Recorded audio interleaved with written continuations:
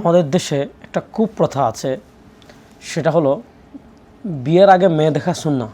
রাসূলুল্লাহ সাল্লাল্লাহু আলাইহি ওয়াসাল্লাম পাত্রকে মেয়ে দেখার নির্দেশ দিয়েছেন।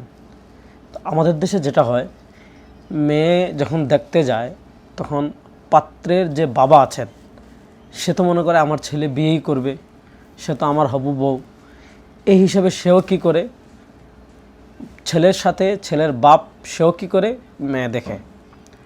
প্রিয় দর্শক, এখানে খুব ভালো করে মনে রাখতে হবে, যতক্ষণ পর্যন্ত বিবাহের আকদ না হবে ততক্ষণ পর্যন্ত সে আপনার পুত্রবধূ নয়।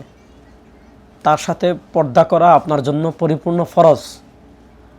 এক্ষেত্রে আপনি যদি তাকে দেখেন অবশ্যই কবিরা গুনাহ করেছেন।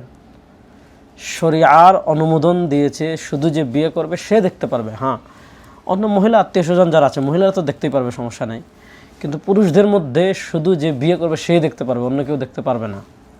আমাদের দেশে ছেলের বাবা মনে করে আমার ছেলের হবু বউ হিসাবে দেখে ফেলে। আবার অনেক সময় এরকম হয়, ওয়ালিমা অনুষ্ঠানে সেন্টারে সাজিয়ে রাখে, সবাই গিয়ে দেখে, এখানেও পর্দার বিধান লঙ্ঘন হয়। বিয়েকে বারাকাপূর্ণ করার জন্য অবশ্যই আমরা এ সকল কাজ থেকে বেঁচে থাকবো ইনশাআল্লাহ।